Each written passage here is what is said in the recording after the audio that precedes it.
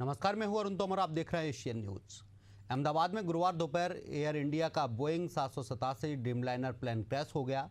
Plane में 12 crew member समेत 242 लोग सवार थे। अब तक हादसे में केवल एक लोग के बचने की खबर सामने आई है। आपको बता दें, यात्री प्लेन की सीट नंबर 11A पर बैठे हुए भारतीय मूल के ब्रिटिश नागरिक रामेश विश्वास कुमार हादसे में जिंदा बचे हैं। एयर इंडिया AI 171 अहमदाबाद से लंदन जा रही थी। इसमें 169 भारतीय, 53 ब्रिटिश, 7 पुर्तगाली और 1 कनाडाई नागरिक समेत कुल 230 यात्री सवार थे। हादसे में गुजरात के पूर्व मुख्यमंत्री विजय रूपाणी का भी निधन हो गया। पूर्व मुख्यमंत्री विजय रूपाणी अपने बेटी से मिलने लंदन जा रहे थे। जानकारी के मुताबिक प्लेन जिस बिल्डिंग से टकराया वहाँ अहमदाबाद के सिविल हॉस्पिटल के डॉक्टर्स रहते थे। हादसे के समय इमारत में 50 से 60 डॉक्टर मौजूद थे। इनमें 15 से ज़्यादा घायल हो गए। हादसे में मिले शवों की पहचान के लिए परिजनों से DNA सैंपलिंग की जा रही है। घटना की जानकारी मिलने पर गृह मंत्री अमित शाह घटनास्थल पर पहुंचे। उनके साथ गुजरात के CM Bhupendra Patel, civil aviation minister Ram Mohan Naidu भी मौजूद थे। गृह मंत्री ने घटना के बारे में अधिकारियों से बातचीत की है।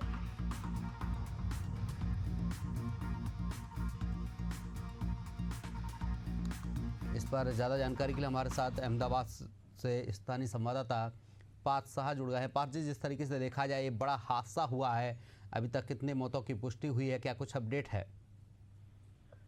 अभी की जो लेटेस्ट बात की जाए तो अभी 300 से ज्यादा डेथ आई जा रही है, बट आधिकारिक तौर पे अभी नहीं कोई भी एक ऑफिशियल कैजुअलिटी जो है फिगर वो नहीं बताई जा रही है।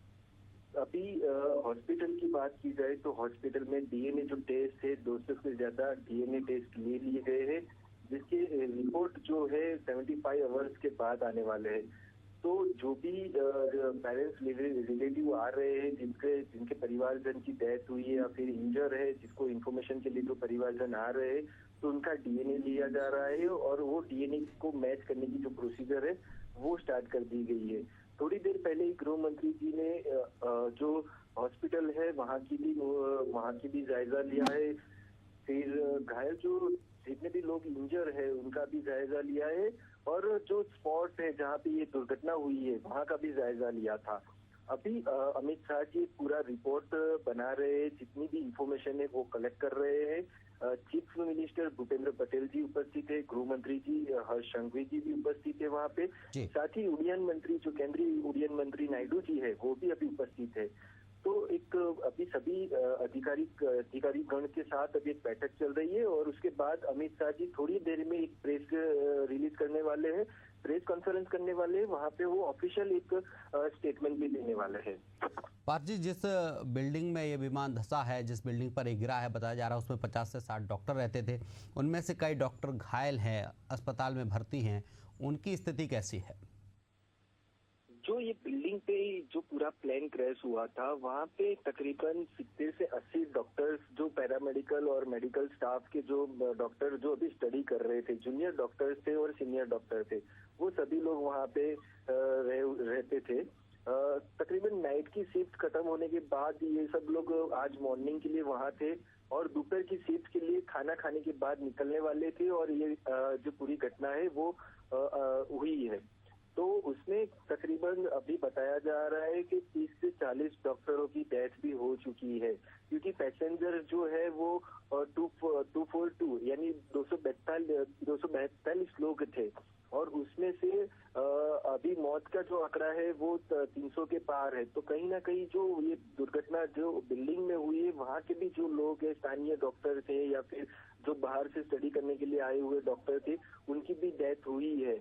अभी कितने डॉक्टर वहाँ पे जूनियर डॉक्टर कितने लोग थे, क्या थे, वो अभी तक ऑफिशियली कोई इन्फॉर्मेशन नहीं मिल रही है। साथ ही एक इन्फॉर्मेशन ये भी मिल चुकी है कि जो गुजरात के पूर्व चीफ मिनिस्टर विजय रूपाणी जी है, उनकी भी यही हादसे में डेथ हुई है। ये ऑफिशियल निवेदन जो जल शक्ति मंत्री है CR पाटिल जी, उन्होंने दिया है। ये पार्थ जी, इसमें बताया जा रहा है इस हादसे में जो एक यात्री है वो जिंदा बचा है और सुरक्षित है। प्रशासनिक अधिकारियों ने भी इसकी पुष्टि की है।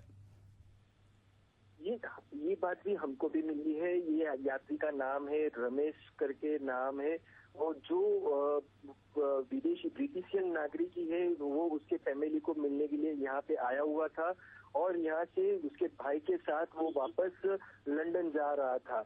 और वहीं पे वो जब ये हादसा हुआ है तब उसकी सीट कुछ विंडो के पास थी और विंडो के पास होने के कारण उसने सीधी छलांग लगा दी थी, और छलांग लगाने के बाद ये जो बिल्डिंग थी उसके थोड़े आसपास में कुछ बंकर जैसा था, तो वो बंकर में छुप गया था। जहाँ से भी उसको जैसे ही होश में आया वो खड़ा हुआ, और खड़ा होने के बाद तुरंत उसने जो मेडिकल फैसिलिटी थी वो उसकी मदद हेल्प मांगी और वहां से सीधा वो हॉस्पिटल राइज हुआ था। तो हॉस्पिटल में अभी उसकी ट्रीटमेंट चल रही है, हाईली ट्रीटमेंट चल रही है, क्योंकि ये एक ही बंदा ऐसा है कि जो पूरी घटना में अभी जिंदा बचा है। तो उसके बाद इसकी ट्रीटमेंट होने के बाद उसकी भी एक आधिकारिक तौर पे पूछताछ होगी, उसके साथ से भी इंफॉर्मेशन ली जाएगी, क्योंकि जिसे एटीसी के जो सीसीटीवी है वो सीसीटीवी भी अभी सामने आए हैं। 1:38 पे ये जो प्लेन है एयर इंडिया का वो टेक ऑफ करता है और तकरीबन 6 से 7 सेकंड में ही ये प्लेन क्रैश हो जाता है। तो 6 से 7 सेकंड में ये ऐसी क्या बात हो गई, क्योंकि टेक ऑफ होने के बाद तुरंत पायलट ने मे डे करके एक सिग्नल भी दिया है एटीसी को। ये मे डे का सिग्नल भी क्या है, उस पे भी एक ब्लैक बॉक्स मिला है। तो अभी ब्लैक बॉक्स में क्या कम्युनिकेशन हुआ है उसकी भी एक जांच है, वो एविएशन इन्वेस्टिगेशन करेगी। बताया जाता है जो मे डे होता है, जो एयरफोर्स के पायलट है उन्हें बताया जाता है, ये हेल्प सहायता मांगने का एक टास्क रहता है, जिसमें हेल्प मी अपन मतलब भारत में कहे तो हेल्प मी कहा जाता है, लेकिन विदेशी शब्द है इसलिए इसको मे डे कहा जाता है। जी, ये मे डे जो है वो पायलट ने एक सिग्नल दिया था, बल्कि एटीसी कुछ भी समझे या सोचे उससे पहले ये प्लेन क्रैश हो गया। तो ये 6 सेकंड की बात हुई थी और 6 सेकंड में पायलट ने मे डे का सिग्नल दिया, और सिग्नल के बाद एटीसी सामने कुछ रिप्लाई दे उससे पहले एटीसी की जो चैम्बर थी उसके सामने ये प्लेन क्रैश हो गया था।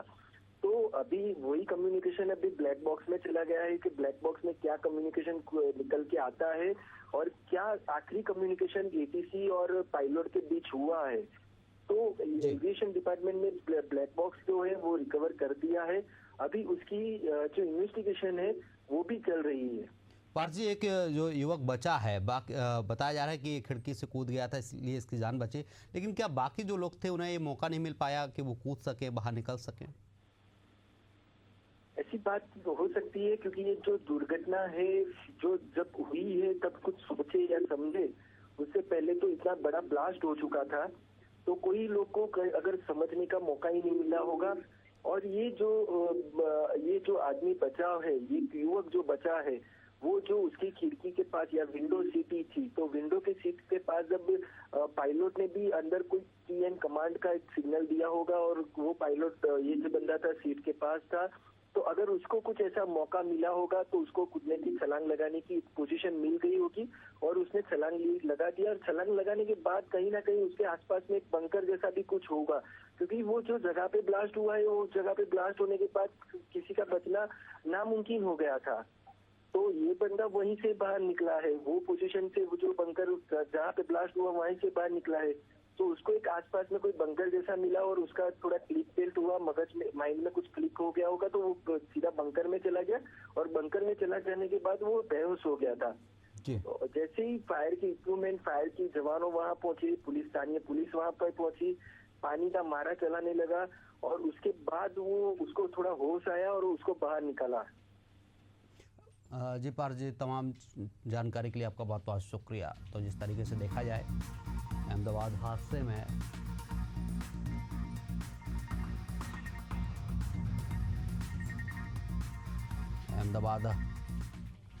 में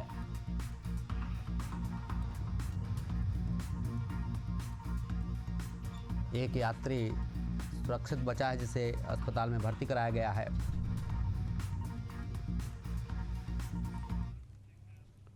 रुकेंगे एक छोटे से ब्रेक के लिए, ब्रेक के बाद फिर होंगे हाजिर।